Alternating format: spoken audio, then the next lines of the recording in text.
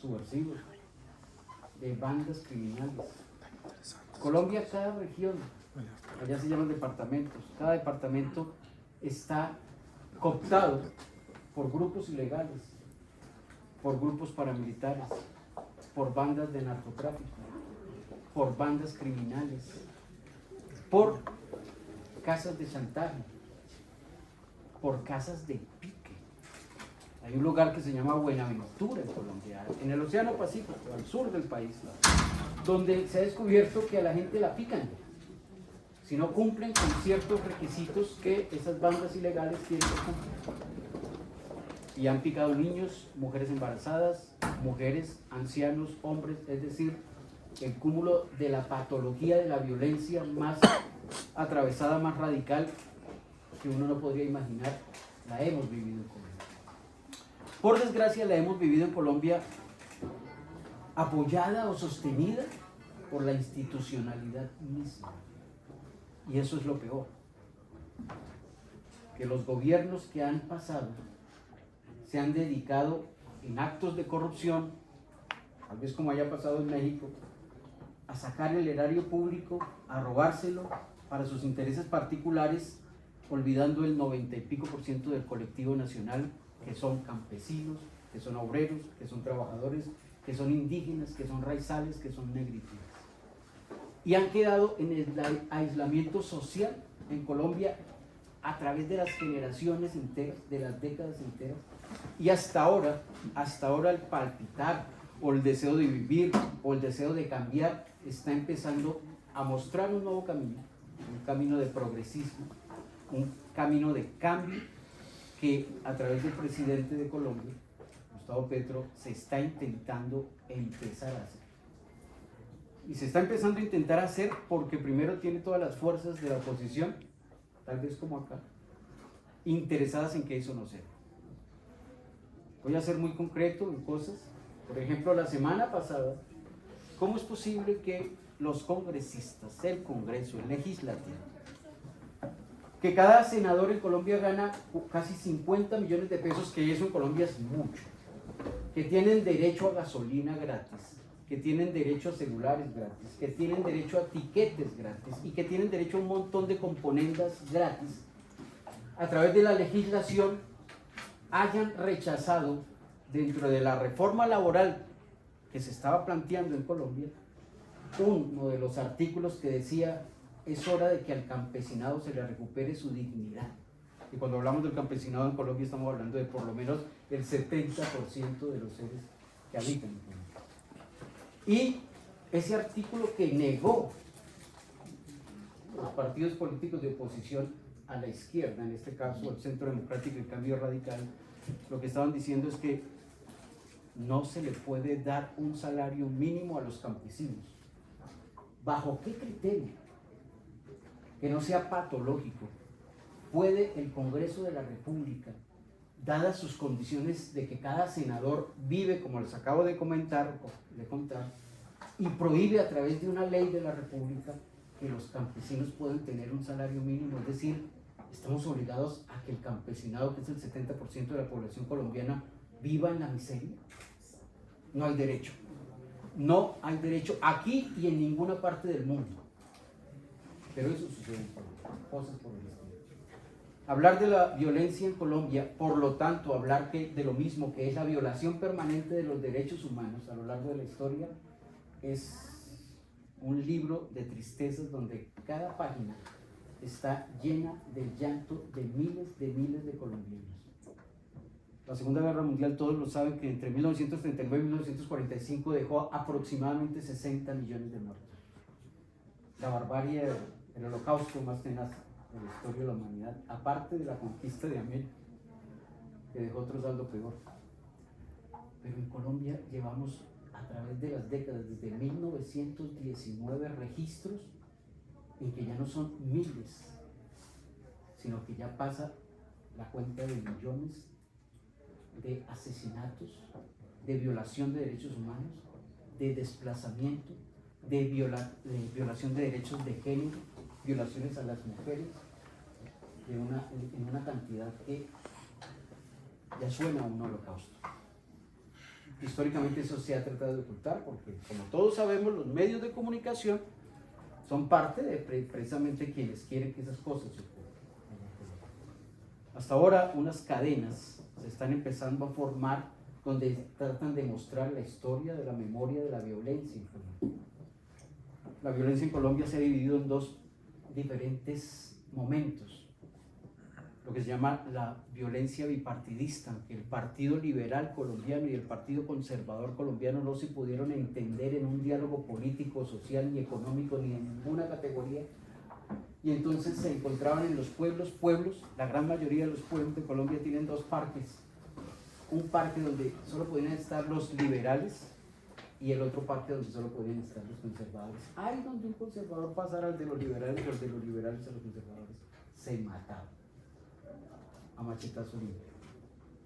Esa guerra que se llamó la de los chulavitas y los pájaros dejó más de 300.000 muertos entre los años, según el dato histórico, 16 de marzo de 1919 hasta 1960. Una guerra sin sentido de carácter político. ¿Qué sentido tiene eso? ¿Cuál es el objetivo de eso? ¿Qué se esconde detrás de eso? ¿Cómo podemos analizar que durante todos esos años la dinámica política de un país solo haya quedado encauzada en generar la muerte de lo que supone debe proteger? La vida de los seres humanos. Eso hizo que cualquier cantidad de agencias de derechos humanos, Colombia en este momento, a partir de 1919, tiene más de 500 agencias de derechos humanos. Puede uno encontrar un registro de todas las organizaciones femeninas, de indígenas, de campesinos, de obreros, de líderes sociales, organizándose en fundaciones, en ONGs, precisamente para tratar de hacer visible lo que el gobierno, a través de los diferentes momentos en que ha pasado, el Estado colombiano, ha tratado de ocultar eso. El 16 de marzo de 1919 hubo una masacre que se llamó la masacre de los sastres, aquellos que hacen vestidos. Tenían unos privilegios, pero el presidente de aquella época, Marco Fidel Suárez, determinó que los sastres ya no deberían hacerlo los colombianos, sino los militares de Estados Unidos. Entonces hubo una protesta de 4.000 sastres que en una plaza en Bogotá se reunieron, de los cuales 290 fueron asesinados esa misma tarde por el ejército. Por orden política del gobierno. ¿Bajo qué argumento, bajo qué necesidad, bajo qué pretexto se pudo hacer eso? Después entendimos que fue por pretextos de orden de intereses particulares del presidente de la República de ese momento. La diputada María Rosete, de aquí de la Ciudad de México. Muchas Gracias. Continúa. gracias.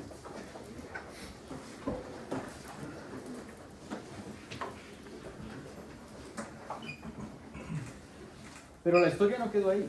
Para repetirla en otro gobierno, entre el 26, 24, 25 y 26 de diciembre de 1928, algo que el Premio Nobel de Literatura Gabriel García Márquez, colombiano, que vivió aquí en México, que murió aquí en México, construyó mucho en sus relatos y en sus escritos, que fue la famosa masacre de las bananeras, cuando los Estados Unidos llevaron una compañía de bananos, la United Fruit Company, y los bananeros protestaron porque desde esa época hasta el día de hoy, en la zona de Urabá y en Santa Marta, los campesinos que cultivan el banano lo cultivan cerca de los puertos, pero la legislación colombiana ha hecho que la asociación de campesinos que cultivan el banano no pueden exportar directamente el banano teniendo el puerto a menos de 10 metros de distancia. Tienen que vendérselo a las grandes multinacionales o a las grandes compañías de banano, y ellos se los compran a precio de huevo. Precio de huevo quiere decir un precio miserable, porque ellos sí pueden después, las grandes compañías, exportarlo en sus barcos. Desde la masacre de las bananeras de 1928 hasta el día de hoy no se ha podido cambiar esa ley. ¿Eso es justo? En Colombia a uno le dicen eso es legal porque está en un estatuto de legalidad en Colombia. Pero ¿acaso la ley puede sentir o palpitar el espíritu de la justicia de los pueblos? ¿Es lo mismo ley que justicia? No. La legislación colombiana está hecha para hacer todo lo contrario que la justicia social.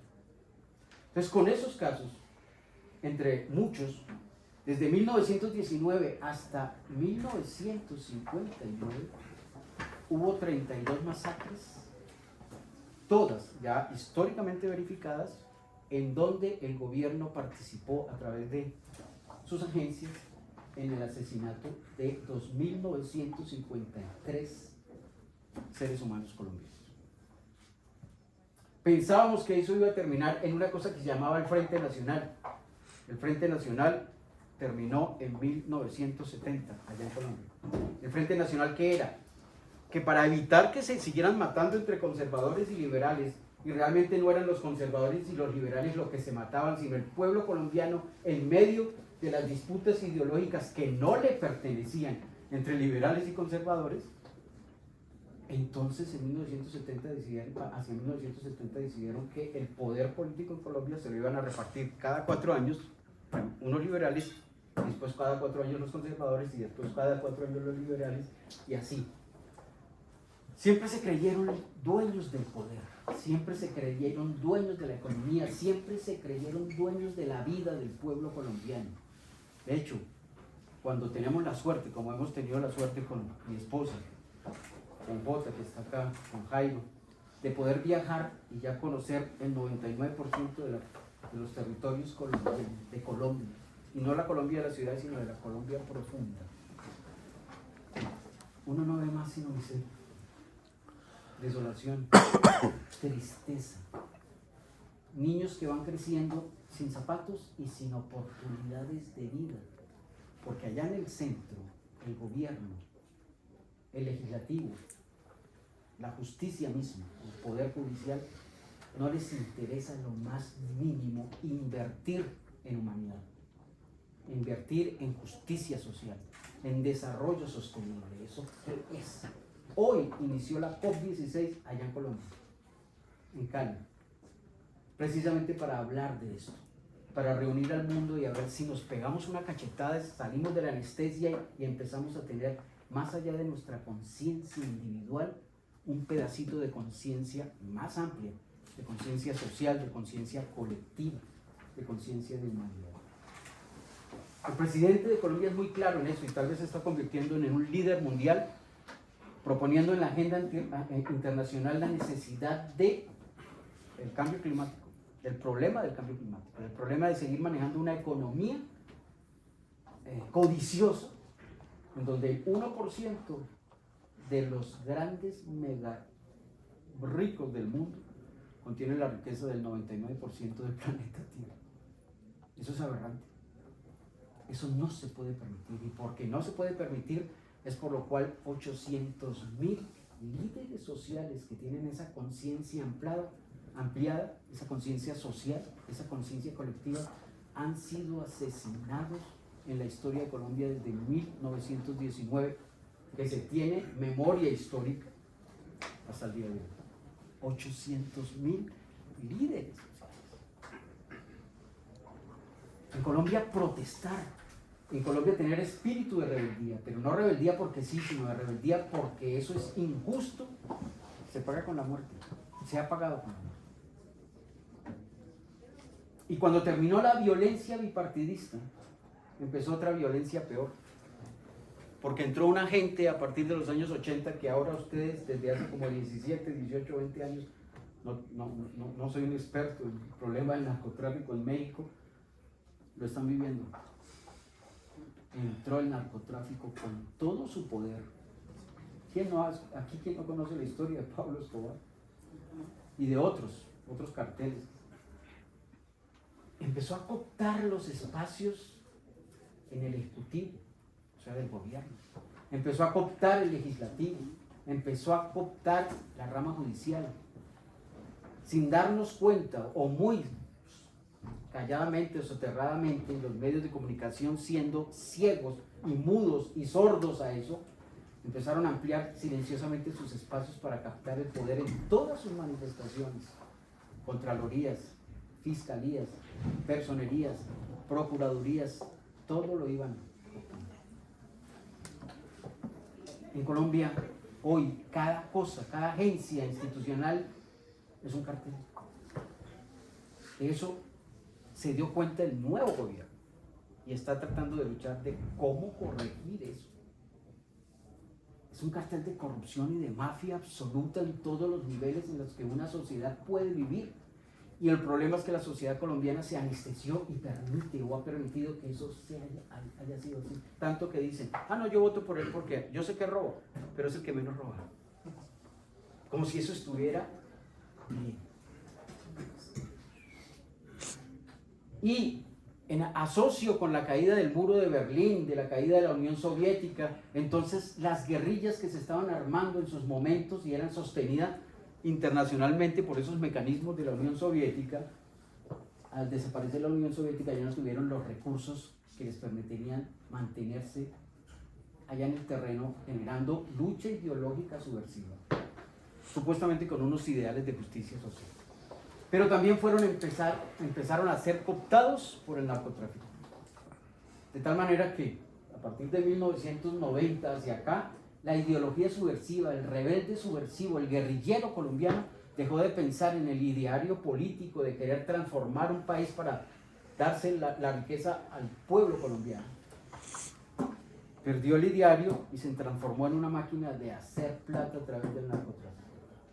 Las FARC, el ELN, Ejército de Liberación Nacional, el EPL, Ejército Popular de Liberación, la corriente de renovación socialista, las disidencias que han ido apareciendo en la medida en que se han hecho muecos y cojos tratados de paz, donde han sacado de los espacios a esos grupos subversivos en los territorios, pero el Estado no ha entrado a esos territorios y entonces en el vacío que ha quedado han entrado otros grupos, otras disidencias a cooptar los espacios que antiguamente tenían estos grupos guerrilleros o estos grupos de disidencia. O sea, la perpetuación de la violencia, ahora unida al narcotráfico. Y eso ha generado una violencia peor que la bipartidista.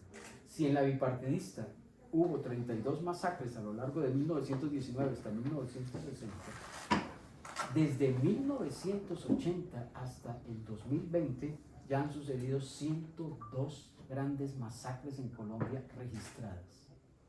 Cuando se habla de masacre es porque la cantidad de muertos mínimo tiene que ser unos 5 muertos. 102. Y hay pueblos que han repetido las masacres. Hay uno en Antioquia que se llama San Carlos. Y esto lo digo no para hacer ver que Colombia es una tragedia y una desgracia. Vivimos de este mal. Colombia es un país maravilloso. De hecho, nosotros que hemos podido viajar por otros países del mundo, extrañamos siempre Colombia. Y cada vez que regresamos a la casa y nos acostamos en nuestra propia cama, estamos en casa. Pero eso no le quita lo que nos sucede. Y en esa violencia de los grupos guerrilleros, del paramilitarismo, de las bacrines, de las casas de pique, han sucedido 102 masacres que han eliminado exactamente, según los datos oficiales, a más de 80.000 colombianos y han generado un desplazamiento de más de 1 millón de colombianos. Desplazamiento interno, no ha sido un desplazamiento externo, sino interno. En Colombia nadie vive donde debería vivir en sus raíces de territorio de origen. Y cuando digo nadie, me estoy refiriendo al grueso de la población pobre, campesina, que no ha tenido oportunidad. Eso es lo que nos ha quedado, esa es la historia que nos ha quedado, esa es la memoria histórica de la violencia y por lo tanto de la permanente violación de los derechos humanos en Colombia de todo tipo. Nosotros estuvimos en la celebración, entre comillas, porque no se le puede llamar celebración a eso, de los 25 años de una operación militar que se llamó la Operación Orión, en un lugar del Chocó, o sea, de la selva más remota del pueblo colombiano que se llama Cacarica. Un día llegaron los paramilitares, sacaron a la gente en una cancha de fútbol gigantesca que era un potrero antes. Tenían una lista de nombres de hombres pero se los sacaron con sus mujeres y con sus niños. Y en esa época, hace 20 y pico de años, los niños eran de 2, 3, 4, 5 años, 6. Sacaron las listas, nombraron las personas, todos hombres, los colocaron 25 señores en una fila ahí, delante de sus familiares. Pero no les dispararon, no fue con bala, fue con motosierra. Y esto lo voy a contar porque estas son las cosas que no se pueden olvidar, porque sirven como punto de inflexión o como catapulta para que como con la conciencia podamos saltar a otra cosa, para vivir de otra manera, para pensar de otra manera, para cambiar los paradigmas en los cuales creemos que la vida es real y la vida que vivimos es la que tenemos que vivir, y no es así. Pues prendieron las motosierras ese día y fueron llamando uno por uno, y lo primero que hicieron fue bajarle las manos a uno, delante de todas sus familias. Eso ha sucedido en Colombia. Yo no sé si ha sucedido en México, pero igual no podría suceder en ninguna parte del mundo. Y después de que les quitaron las manos, con las motosierras les quitaron los brazos y aún seguían vivos. Los niños y las mujeres gritaban desesperadamente. Imagínense el trauma psicológico de estos niños. Es cosas en las que no se piensa. Estaban viviéndolo y viéndolo de frente. Después con las piernas. Y aún habían vivos. Cuando ya solo dejaron las cabezas y los troncos, entonces con las motosierras les quitaron las cabezas.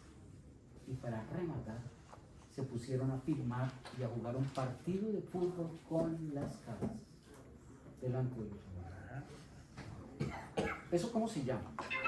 ¿Eso cómo puede caber en un libro o en un estudio? ¿Eso dónde lo colocamos? ¿Desde nuestro corazón o desde nuestro pensamiento como seres humanos? Eso como que no cabe en ninguna parte de lo que somos como existencia, como seres en el universo. Y sin embargo, a esos niveles las sociedades pueden llegar a degradarse tanto que a nadie le importa. Porque los que cometieron los actos lo hicieron, pero la sociedad que supo de los actos le importó un común. ¿Cuándo estuvimos en Cacarita? Hace 1 año o 2 años, como 2 años, habían crecido los niños. Ya eran hombres de 20 y pico, mujeres de casi 20 y pico, 30 años de edad. Y nos invitaron a estar allá. Y ese día entonces trajeron a los que habían hecho eso hace 20 y pico de años con las motosierras, los que aún estaban vivos. Los llevaron a Cacarita.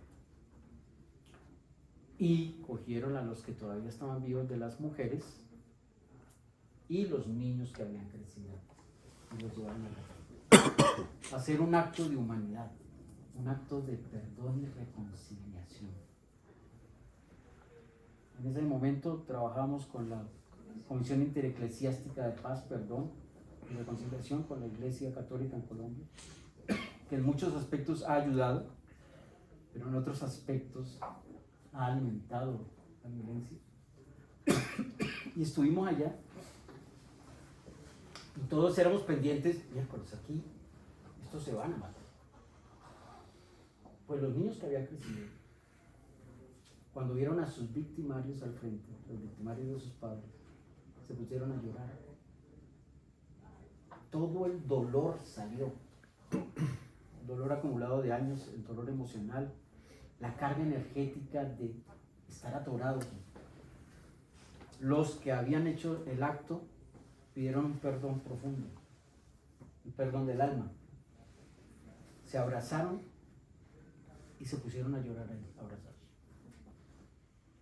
Y pasó en otros lugares de Colombia. O sea que sí podemos saltar a otras cosas, sí podemos vernos de otra manera, sí podemos rescatar la identidad como pueblo perdida a través de generaciones de olvido, de muerte, de violencia.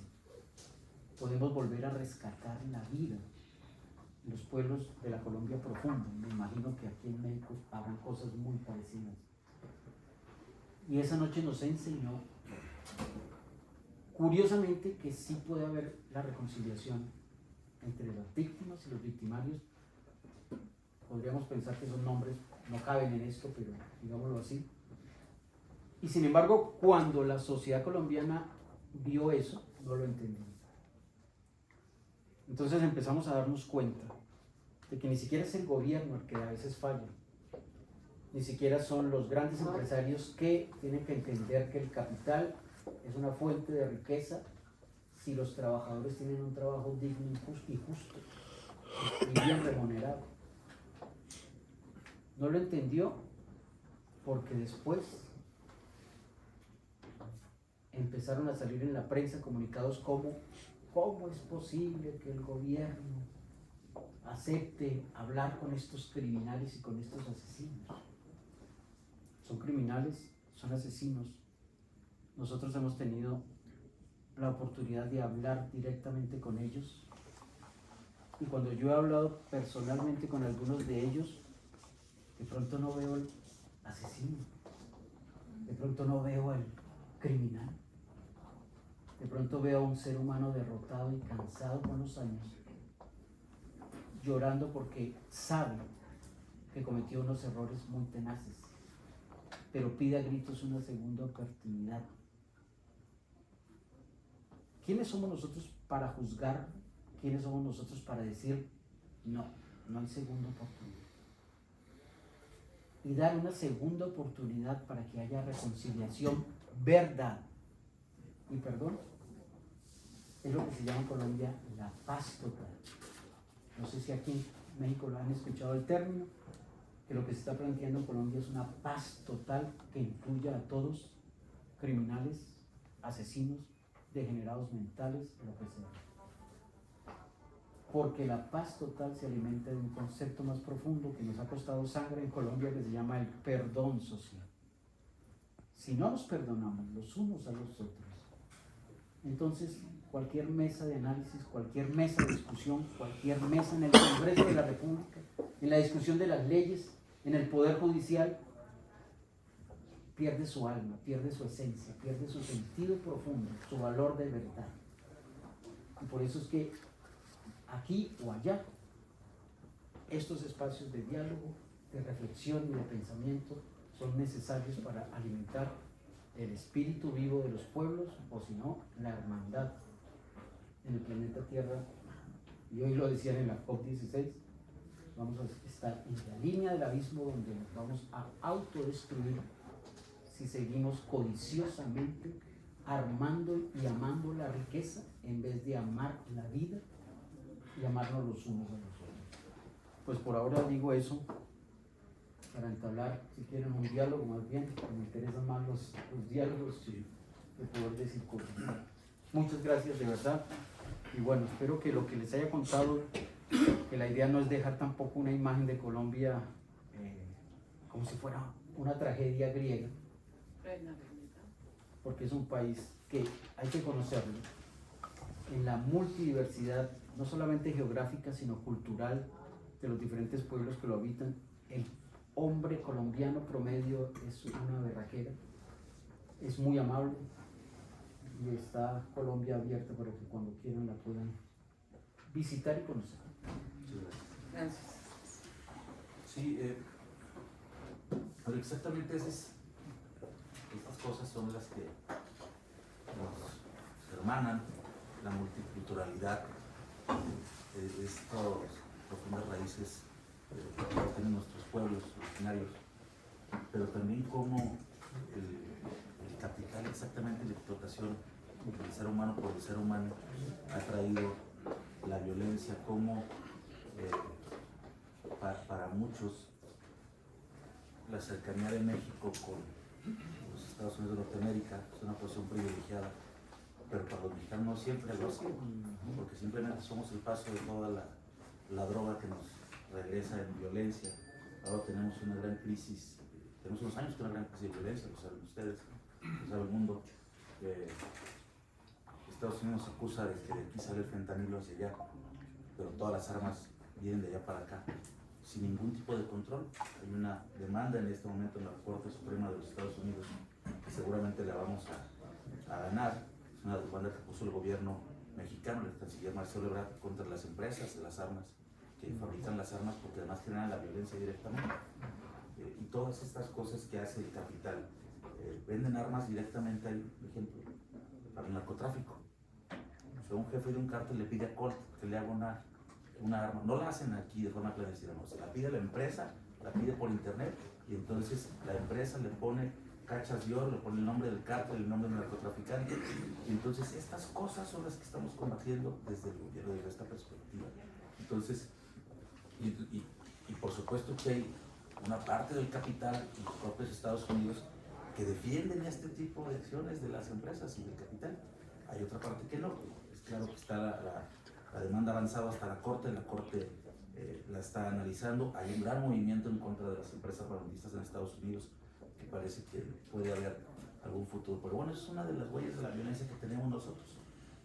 Aquí en México, por supuesto, es que los últimos años ha sido muy complicado el tema de la violencia en nuestro país, las muertes de muchos jóvenes, cómo han sido cooptados por el narcotráfico y por esta violencia. Por supuesto que hay muchos, puede haber muchos casos no tan gráficamente descritos como este que nos platicabas, pero por supuesto que abundan en una gran crisis de desaparecidos, cómo los jóvenes los cooptan, pero se los llevan de manera forzada para delinquir, para estar en los campamentos donde se hacen las metanfetaminas, donde los agarran como carne de cañón. Y es una gran crisis que tenemos que solucionar de alguna manera. El expresidente Andrés Manuel López Obrador, él decía, y sostenía y sostiene, seguimos sosteniendo en el movimiento, que tenemos que atacar las causas. Por eso se ha empezado con algo como lo que ustedes proponen en Colombia. La profundidad de los programas sociales en México ahora es muy amplia. Llegan en este momento, hay 44 millones de mexicanos, los más pobres, que reciben un beneficio social directo, reciben un apoyo, dinero directamente, madres solteras, discapacitados, campesinos, personas de la tercera edad, los jóvenes que estudian la preparatoria, y que se están ampliando todos estos derechos sociales, pero que a la par tenemos que ir pacificando el país con todo este asunto también del perdón profundo. Me gusta el concepto. También nuestro país pudiera ser 5 países por lo menos diferentes por las diferentes culturas y los regionalismos que tenemos. Eso también afecta a la hora de los grupos de crecimiento de los grupos de narcotráfico, de fortalecimiento, que también vayan por regiones, y esto pues no es algo fácil. Este gobierno que decimos que está en el segundo piso de la transformación, está generando políticas diferentes de investigación, pero que también hace falta esto. La verdad es que me convence, hemos trabajado, o podemos decir que todos en mayor o menor medida también somos víctimas de la violencia. Platicaba hace un tiempo, un primo hermano mío hace unos años fue asesinado por un grupo de narcotráfico, alcalde de su municipio en el norte del país, allá en el estado de Durango, y fue asesinado por el narcotráfico. Lo masacraron. Y son cosas que marcan a las familias, que marcan desde una perspectiva hacia adelante. Yo que te puedo decir, familiarmente nosotros, es algo que luego presumo, luego hay quien no lo entiende, pero es una cuestión muy familiar. En mi casa todos somos docentes, pero decidimos, después del asesinato de mi primo, que no escucháramos narcocorridos en casa. Y entonces no escuchamos ni permitimos que nuestros hijos los vean, ni que vean series violentas, ni que vean estas cosas. Y es parte de empezar poco a poco a tratar de pacificar la familia, el entorno pequeño, para que no vivamos todos en estos entornos de violencia. Pero sí hacen falta más políticas del Estado, y que asumamos, pero que no solo el Estado lo haga, sino que lo asumamos todos desde el punto de vista de nuestro entorno familiar, las universidades, los profesores, pero que hagamos un poquito más, porque si dejamos todo el trabajo al área institucional del Estado, nunca se va a poder. Siempre tenemos que dar un poquito más allá para poder lograr que se pacifiquen nuestros países. Nosotros estuvimos la semana pasada con la Premio Nobel Rigoberta Menchú. Ya estamos invitando a un foro en Colombia que se va a hacer en una universidad. Queremos que la academia también esté participando. Estamos tratando de que todas las fuerzas protagonistas de paz en Colombia actúen, no solamente planteen cosas, sino que se construyan acciones. Entonces la universidad se está metiendo en el cuento, la universidad pública, no por ahora la universidad privada, sino la pública. Y en una universidad en un departamento que se llama Casanare, en la ciudad de Yopal, se va a hacer un foro el 5 de diciembre, tentativamente se está pensando en esa fecha, para hacer un movimiento internacional de la paz económica. He hablado con ciertas fundaciones en el mundo, se está hablando con Pepe Mojica, con Rigoberta Menchú, que ya se habló, y con otros personajes que tienen un protagonismo mundial frente a este tema de derechos humanos y de paz, porque también la paz se construye cuando la presión internacional de todas las organizaciones de paz del mundo visibilizan lo que sucede en un territorio, por lo menos en Colombia, cosa que hasta ahora no se ha hecho.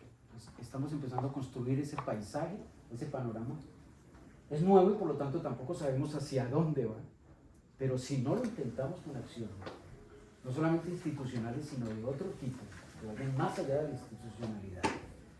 Estamos invitando que la iglesia participe como debe participar, de fondo, no de palabra a través de los sermones en los púlpitos de las iglesias, sino con acciones de paz en los territorios.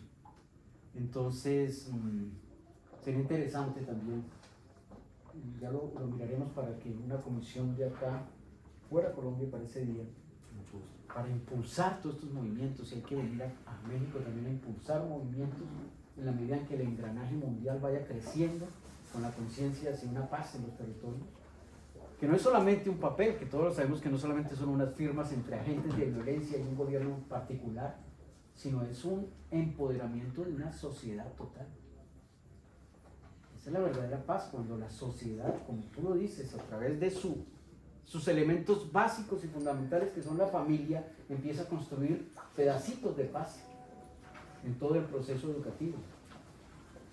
Porque hay que hacer el cambio. Aquí no hay otra. Aquí ya la prioridad es hacer el giro de conciencia hacia lo que estamos planteando, lo que estamos hablando aquí.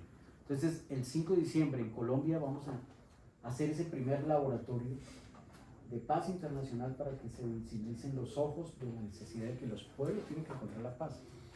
Muchos países están ahorita en movimientos acercándose a la guerra.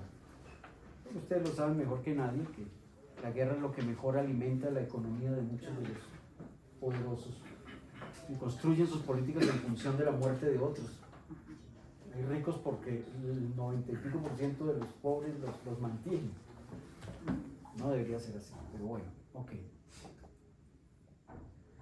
El grupo ligado al narcotráfico en Colombia, más poderoso ahorita, no es un cartel, pero en Colombia el narcotráfico está cansado, y eso es algo muy interesante. Se ha ido decantando y está cansado. Siguen teniendo un protagonismo fundamental como agentes de corrupción en todos los estamentos, como lo dije aquí, pero está agotado. Es tantas luchas, de tantos muertos, y muertos de ellos mismos, Juanquita, de familiares, de hijos, de abuelos, de padres, de todo, lo sabemos. Tan es así que el grupo que más lidera el narcotráfico en Colombia se llama las AGC, Autodefensas Gaitanistas de Colombia. Estados Unidos los tiene ahí de primeras. Tocó subir allá donde están en las montañas y hablar con ellos, hablar con sus 4 líderes, un cuarteto los que dirigen ese movimiento. Y cuando hablamos con ellos se les veía el agotamiento de ellos mismos. Estar en esto. ¿Qué tenemos que hacer para hacer paz? Pero el criterio de ellos es que primero no haya extradición a Estados Unidos. Nosotros tenemos tratado de extradición. Y segundo, que no haya cárcel. Ahí viene ahora la cuestión. ¿Bajo qué parámetros se puede dialogar?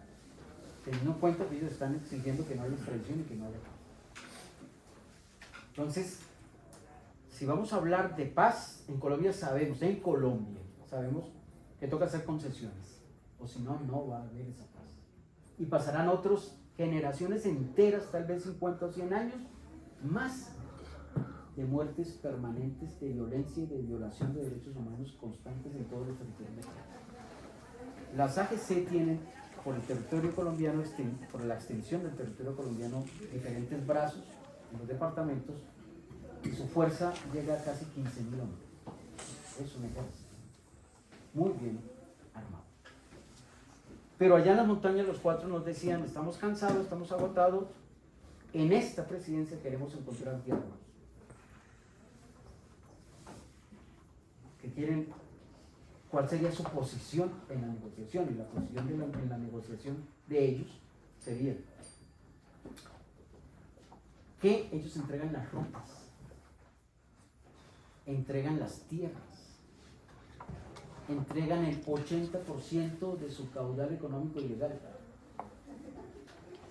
que ellos no se salen del territorio, sino que se quedan en el territorio porque mejor que ellos nadie conoce el territorio, y eso es verdad. Las AGC han hecho algo que los grupos subversivos guerrilleros no han podido hacer en Colombia, y es meterse en el tejido de la sociedad de esos territorios. Ah, que el campesino no tiene luz eléctrica, le ponen el poste y le ponen la... Ah, que falta una vía terciaria por allí, no pueden sacar los productos. Ellos construyen. Silenciosamente, sin que nadie se dé cuenta, lo hacen. No el Estado, sino ellos. No el gobierno, sino ellos. Ah, que allí se robaron una vaca y el vecino del lado quiere que... Ellos son la conciliación. Y si tienen que sacar de su dinero, que lo tienen, pagan la vaca.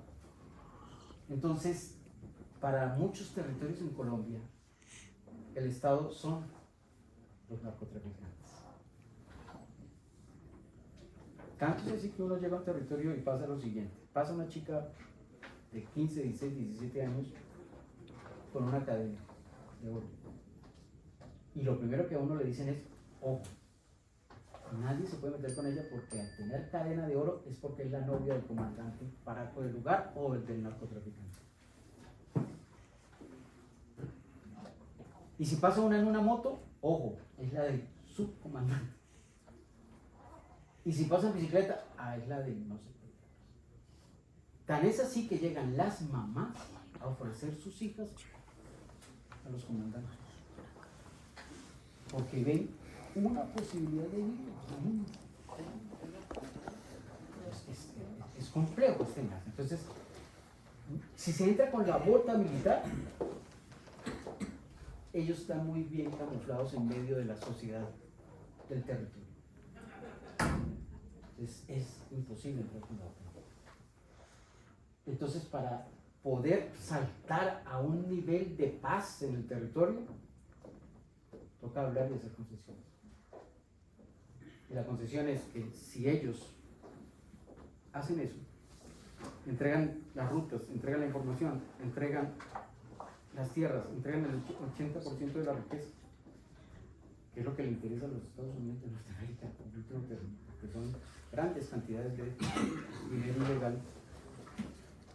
Entonces ellos se quedan invirtiendo en el territorio con el 20%, generando engranaje de riqueza en los territorios, con las tropas, con los campesinos, con la condición de que ahora no hay más violencia, no hay más muertos, no hay más esto, sino que empiece a generarse una dinámica completamente diferente en los territorios. Pero eso sí, de mano agarrada con el Estado, con el gobierno. Esa es la exploración que en los tiempos modernos, en el concepto de paz total y de perdón social, se está trabajando en Colombia. No se puede seguir a que los vamos a acabar, que el ejército de Colombia puede terminar el narcotráfico en Colombia, o que el gobierno de turno, y ya han pasado demasiados gobiernos de turno, aún más, porque como el narcotráfico ha permeado también en los gobiernos de turno, entonces la cosa ha sido muy compleja. Pero este gobierno, que yo siento que es muy paralelo al sentir del gobierno dominicano, tal como está proyectado en su visión política de cómo debe ser la cosa, está intentando dialogar con todos los grupos, porque si se quiere hablar de paz, toca hablarla con todos. No con unos sí, como ha pasado en Colombia, pero dejando a la otra mayoría por fuera.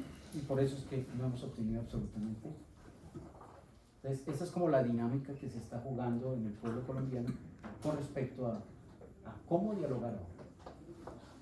Ya no estamos en una condición de imponer, sino de escuchar al otro y a ver cómo encontramos espacios consensuados para saltar a otros procesos y otras dinámicas en las regiones que nos lleven a una paz perdurable. Si me permite, muchas gracias por la invitación, diputado. Es muy interesante escuchar toda esa historia que se puede decir tan difícil que está viviendo Colombia. En México no podemos decir que tenemos una gran vida, porque también aquí estamos padeciendo bastante. Pero las historias tan macabras que platica y que nos hace favor de transmitirnos, porque pues no quisiéramos en México llegar a tanto.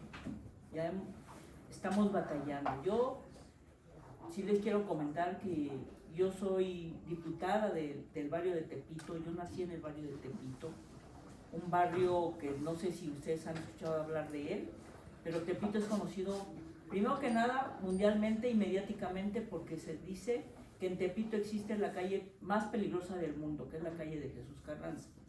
Tepito enfrenta una situación de inseguridad tremenda. En la Ciudad de México, el cartel que maneja la ciudad pues nació en Tepito. Y nace en Tepito bajo el proteccionismo de un gobierno en turno, que fue el del jefe de gobierno en ese momento. Y me atrevo a asegurarlo porque fue conocido mediáticamente. Y lo que se dice coincide con lo que nosotros vimos nacer un día en el barrio, en donde 300 hombres iban caminando por las calles principales de Tepito y el centro histórico, y se le dio aviso al gobierno y el gobierno dijo no pasa nada. Eso me consta porque yo lo viví. Entonces, se dice, en mi barrio tenemos un dicho que dice, en Tepito hay muchos tepitos en el país, pero ahora me atrevo a decir que hay muchos tepitos en el mundo. Enfrentamos una situación difícil, todos los días hay asesinatos, ya se ve como una forma cotidiana de vida, ya lo vemos normalizado, pero no podemos llegar a eso, a ver normal que haya muertes todos los días, que maten mujeres, niños, hombres, que a las mujeres le maten a sus hijos, porque las madres siempre pensamos que nosotros nos vamos a morir, pero no que vamos a enterrar a nuestros hijos. Como comenta aquí el diputado, tuvo entre su familia a una persona que le asesinaron. Y creo que en la Ciudad de México ya muchos hemos vivido eso. Yo misma puedo decir que yo he perdido a mi hermano matado por el crimen organizado y a un sobrino. Y a veces uno no puede decir nada, se tiene que quedar callado. ¿Por qué? Porque aquí el que habla se muere. Yo soy dirigente, además de comerciantes. En el barrio de Tepito, como la Ciudad de México, la economía informal, como le llaman aquí, sostiene más del 60% de la economía en su totalidad. Tenemos una informalidad que rebasa el 60%, pero genera un Producto Interno Bruto muy importante.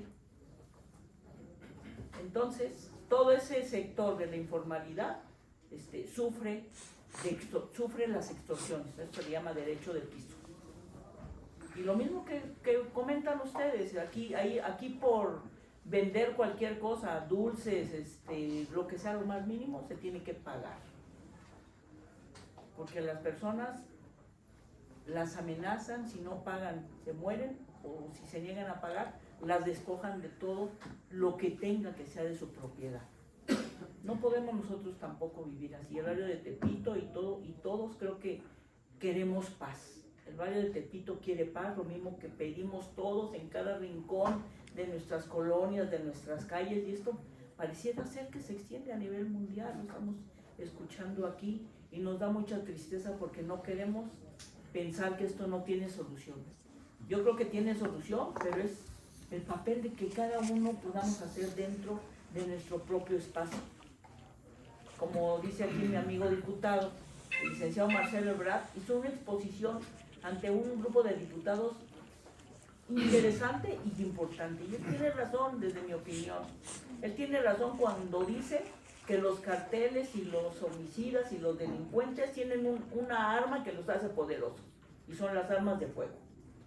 Entonces, ¿qué hay que combatir?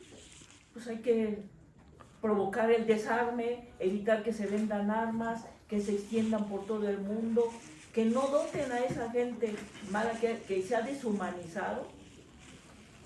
Ya no les importa el daño, ya lo vimos. O sea, no les importó desmembrarlos. Aquí en México pasan esas cosas. Aquí también pasan. Entonces, todos los días, yo no puedo decir que todas las madres puedan vivir tranquilas. Todos vivimos en una situación de miedo, de temor, esperando a nuestros hijos, a nuestros familiares, que lleguen a casa a dormir, porque es donde más nos sentimos tranquilos. Entonces, yo creo que tiene razón usted. Esta es una cuestión de consensuar, de platicar con todos, que no podemos dejar a nadie fuera y trabajar juntos. De otra forma, pues no podemos hacer nada, nos sentimos derrotados y yo creo que no es posible. No es posible que estando en una posición como esta, en la que nos sentimos diputados, pero no podemos hacer nada. Es una cuestión sistemática que se viene arrastrando de mucho tiempo. ¿Por qué? Porque se permitieron crecer esos vicios, se permitió que el narco se metiera a la política, que ocuparan puestos que ni siquiera nos dábamos cuenta quiénes eran, y quienes se daban cuenta pues lo permitieron, ¿no? Porque no podemos decir que todos pudiéramos estar ignorantes, alguien lo permitió y estamos aquí sufriendo las consecuencias. Y bueno, pues yo creo que todo lo que se diga aquí pues será para lograr algo, para trabajar en común. Creo que tenemos un objetivo y es la paz. La paz. Muchas gracias. Una intervención haciendo eco aquí a las palabras del amigo y tocayo Fernando. Todo tiene sentido en la búsqueda de la paz a través de la forma en que lo ha planteado tan magistralmente, en virtud de que la responsabilidad del Estado es una responsabilidad, paradójicamente, ante los fenómenos que conocemos, de los sistemas que hemos venido conociendo tan corruptos, desde la cúpula hasta el suelo. Entonces, estos foros tienen demasiada utilidad entre los civiles, ciudadanos de a pie, todos los que conocemos y hemos sufrido el flagelo en diversas formas de esa deshumanización que vive el mundo. Entonces, el camino, creo, más conveniente es la sociedad, porque el Estado lo conoce, pero lo ha rebasado. Y hay, cuando implica una responsabilidad del Estado, hay un exceso de irresponsabilidad también inmanejable. No buscamos culpables ni responsables, lo sabemos. Es algo triste, yo tengo 63 años de edad y vengo conociendo todo esto hace 40 y pico. Entonces, no se ha podido atinar a una política de desarmar. Es muy loable, pero muy difícil. Creo yo que hay otros métodos, que es el acercamiento a través de foros, a través de concientizarnos, humanizarnos, por medio de la sociedad, por medio de la transmisión de interacciones, como los que se plantean también, el perdón total, de alguna manera.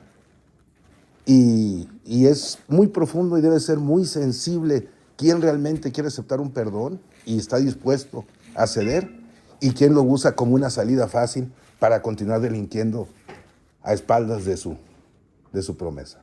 Entonces, pues únicamente para reafirmar que Ojalá y podamos tener continuidad, pues como hermanos, incluir otros países, porque criticamos los métodos, yo en lo personal, de Nayib Bukele, ¿verdad?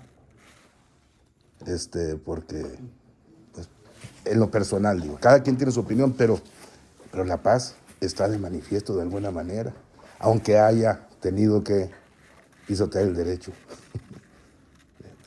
del Estado. Entonces, son circunstancias que se pueden ir afinando en la marcha. Esa es la razón de que hemos convergido aquí, pues muy agradablemente. Y pues felicidades por Gracias. los esfuerzos que continuaremos haciendo. Sí, decirles que la diputada Rosete, su servidor y un grupo de compañeros más de diputados, exactamente es una agenda que nosotros estaremos trabajando en el combate a la violencia, ¿sí? El desarme, como le decía, la lucha contra las armas ilegales que vienen de Norteamérica, especial hacia nuestro país, ¿sí? Pero también el seguimiento, el tratamiento a las víctimas, buscando la no repetición de su victimización. Entonces es una tarea muy complicada que tiene que ver con el caso de violencia, que bueno, que acordamos hace unos días, como decía la diputada, que esta será la parte principal de nuestra agenda política los siguientes 3 años de aquí desde el Congreso de la Unión. Y bienvenidos, esperamos seguir contando con ustedes cuando sea necesario y esperamos, por supuesto, poder asistir a su invitación en diciembre. Bueno, diputado, buenas tardes para todos. Gracias por el espacio, gracias por la invitación. Gracias a los honorables diputados que hoy nos acompañan y que hoy han venido a escuchar esa parte de violación de derechos humanos como se planteó en el conversatorio de nuestro país. Escuchamos una reseña histórica de la violación de los derechos que ha venido trascendiendo por parte de Juan Fernando, Petro, y escuchamos de parte de ustedes ese mismo flagelo que sabemos que hoy por hoy permea en México. Pero ahora viene un trabajo más importante y es pensar de qué forma nosotros vamos a articular y de qué forma vamos a trabajar para que esto, excúsenme la expresión, no quede en este salón y nos despidamos y digamos estuvimos en México o nos reunimos con hermanos colombianos, pero no pasó nada más. Queremos contarles que nosotros, además de visitarlos, venimos a posicionarnos en una ONG mexicana, avalada. Mañana vamos a estar precisamente en esas acreditaciones. ¿Por qué queremos trabajar con una ONG que no sea de nuestro país? Porque nos permite ampliamente tener una imparcialidad frente a los procesos que hoy por hoy vive nuestro país. Un país que tiene bastante complicaciones, que dentro de sus 33 departamentos y 1.105 municipios, cada uno de ellos tiene particularmente unas falencias de orden público, que como usted lo expresaba, honorable diputada, ese derecho a piso en nuestro país opera, solo que es llamado extorsión como tal, o mal llamadas vacunas. Hoy por hoy siguen reinando en nuestro país. Así es que el pertenecer a una ONG de un país hermano, pues nos permite precisamente hacer un trabajo más imparcial frente al mismo Estado colombiano. Tuvimos una oportunidad de hacerlo con otra ONG, pero pues tuvimos una amarga experiencia, porque desafortunadamente incluso las mismas organizaciones de derechos humanos muchas veces no trascienden el sentir de lo que, o para lo tal fueron construidas, sino que persiguen otros fines económicos, políticos diferentes a defender los derechos sociales y restablecer los derechos humanos del ser humano. Por eso decidimos analizar unas ONGs diferentes y encontramos que podíamos trabajar con ustedes.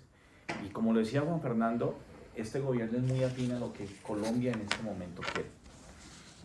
Para nosotros es un agrado estar precisamente acá exponiéndoles cuál es la agenda de nosotros, qué es lo que queremos hacer, y es invitarlos a ustedes dos y a los diputados que en su momento miraremos, a esos conversatorios que vamos a trasladar a nuestro país, pero que vamos a vincular a muchísimos más países. ¿Ya? Es una agenda que aspiramos que, no sé, este año no creo que alcancemos, pero yo sé que a inicios del próximo año lo vamos a hacer. El trabajo que viene realizando Juan Fernando Petro no es un trabajo de 2 años ni de meses, es un trabajo a lo largo y el trayecto de... Yo he tenido la oportunidad de conocerlo, digámoslo que por temas casi que políticos, pero fue él el que me impulsó a trabajar en estos temas de derechos humanos. Yo soy abogado en Colombia, pero mi actividad como tal es ejercer el derecho litigo en el área administrativa. Y he venido acompañándolo y creo que hoy por hoy entiendo la necesidad de nuestro país, y una de las formas de aportarle a nuestro país es esa. He tenido la oportunidad, como él lo dice, de recorrer los territorios, de conocer verdaderamente esa profunda Colombia, que no es la que los medios de comunicación muchas veces transmiten. Y esto no es más que decir la verdad, sino es ponernos a pensar y transmitirles a ustedes la necesidad de que como hermanos trabajemos en conjunto. Por eso nos agrada, diputado o diputada, que nos hayan escuchado y que no perdamos ese canal de comunicación para poder seguir trabajando a futuro. Gracias también a los medios, a quienes representan medios de comunicación, que sé que hay algunos, a las comunidades que también nos acompañan y nos gustaría de pronto, si alguien quiere hablar, escucharlos. Antes que nada, bienvenido, maestro. Gracias a las salas órdenes, buenas tardes a todos. Felicidades. Veo que usted habla de frente de los temas complejos, como es el narcotráfico. Creo que en nuestros países hermanos se tropicalizan las problemáticas de la delincuencia organizada. Y como decía, está en la parte estricta de una administración tipo Bukele. ¿Cuáles son las políticas anticriminales del Estado para pelear contra ellas? Yo cumplo ya bastantes años trabajando para fiscalías, trabajé también con el licenciado Marcelo Ebrard, en la OEA en Washington también me tocó trabajar. Creo que parte es la legalización de las drogas, diría, no sería la salida, el perdón, el restablecimiento del tejido social.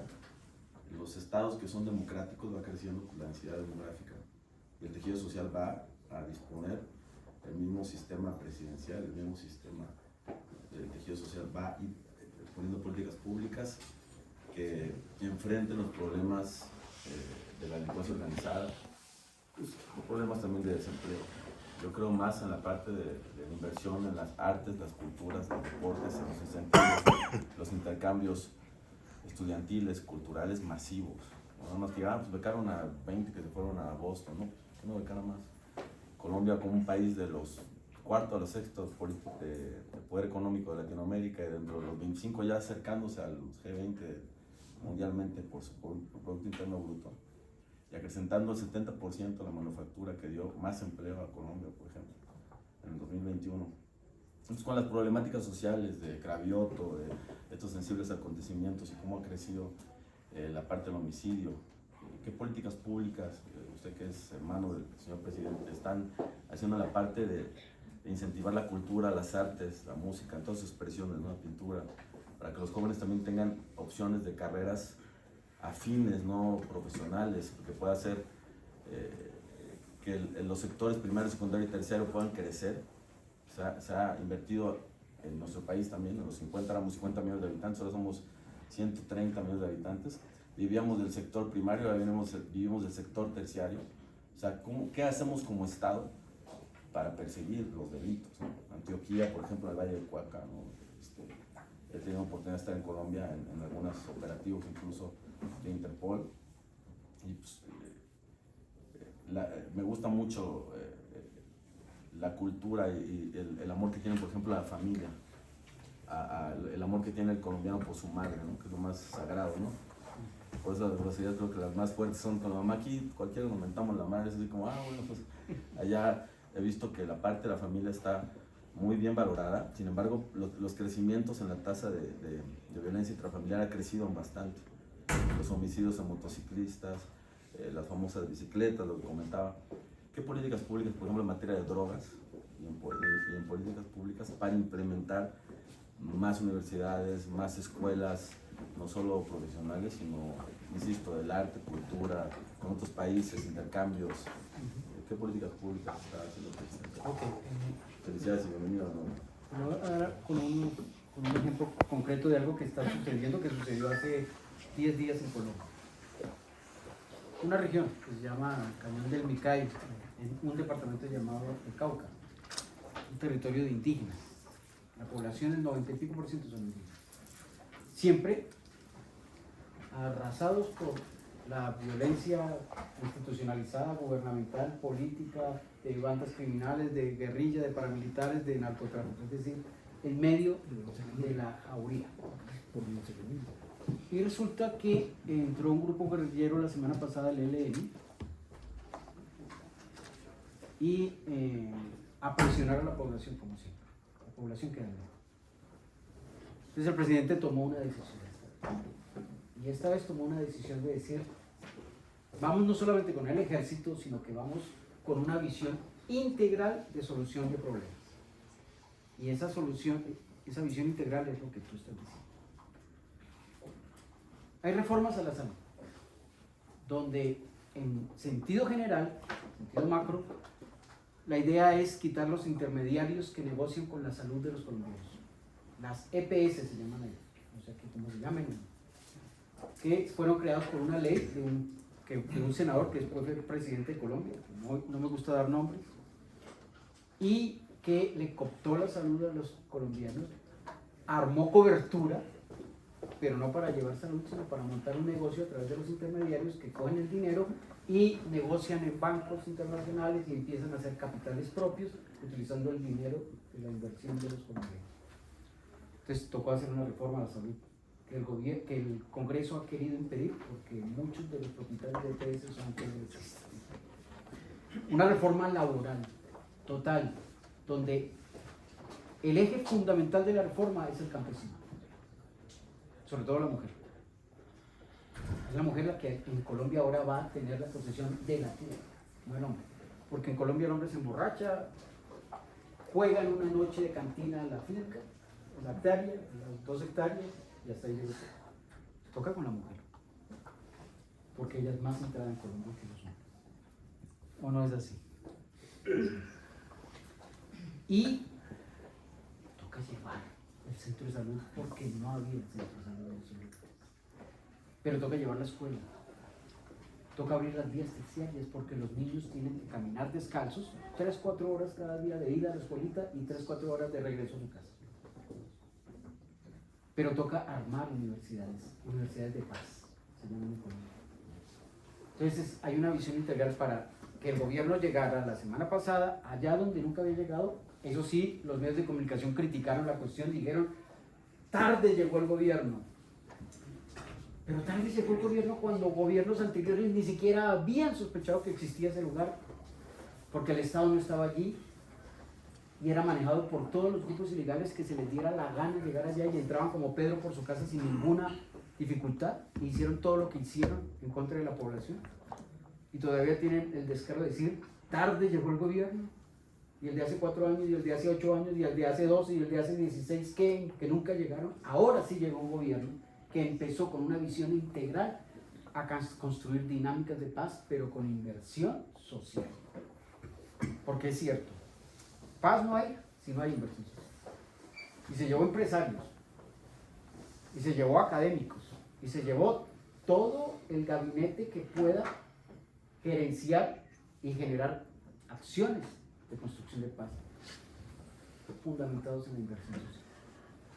Entonces, por primera vez hay un Estado presente a través de un gobierno particular, que es un gobierno de cambio progresista, que trata de ver las cosas de una manera completamente diferente y que entiende que la paz solamente se puede lograr si se generan mecanismos de inversión, no para darle riqueza a un territorio, sino para que el territorio mismo construya las dinámicas que ellos mismos generen la riqueza.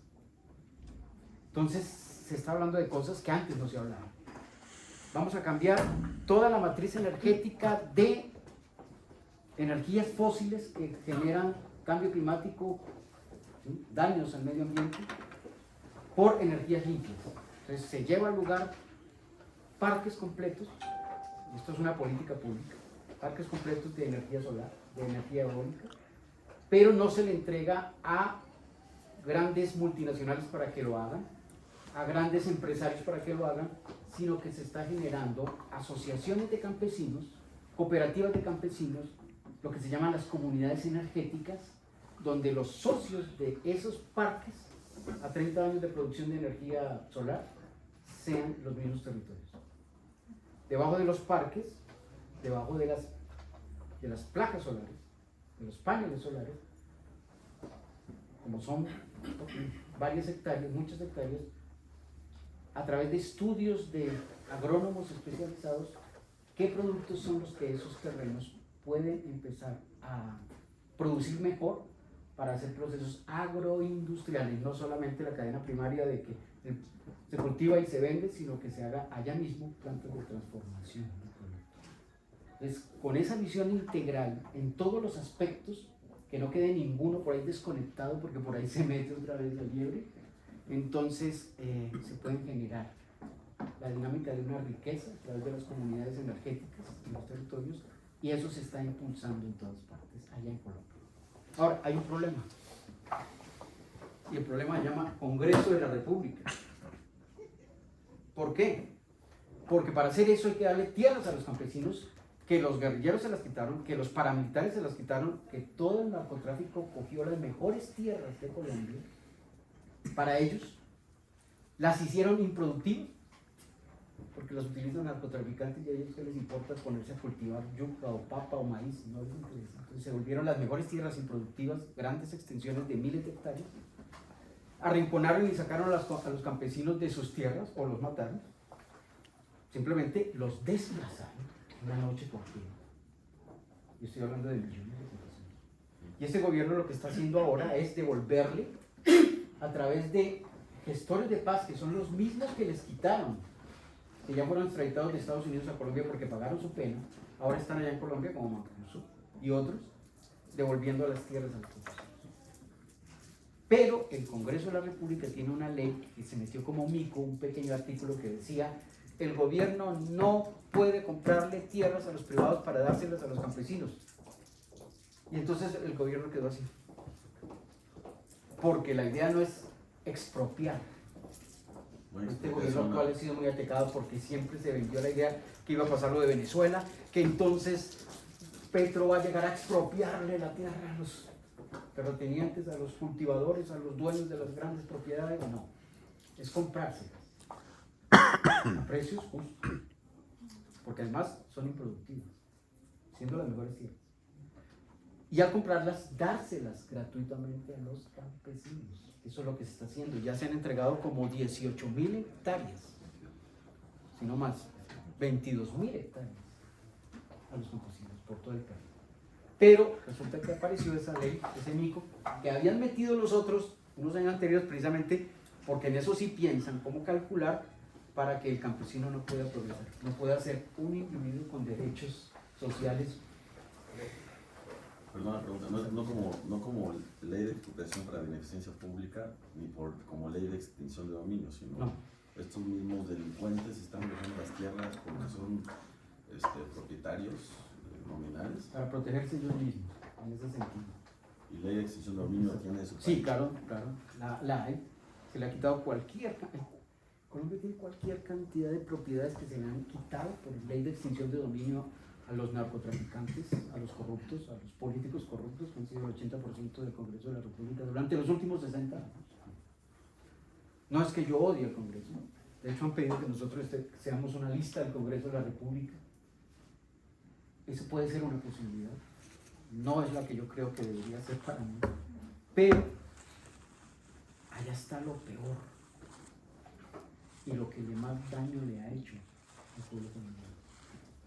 ¿Cómo es posible que haya una ley que impida que el gobierno compre a privados? ¿Eso dónde se puede ver? Para darle a los campesinos.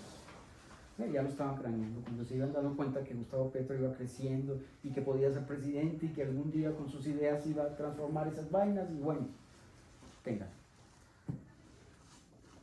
Pero lo que está pasando en el cañón del Micay, que es como una especie de laboratorio, se quiere realizar en todos los territorios.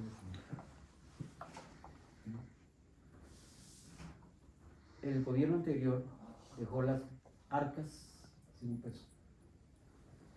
Sabían que iban a perder la presidencia y entonces hicieron todo lo posible por hacer cualquier cantidad de contrataciones y dejar firmadas cosas que este gobierno no pudiera.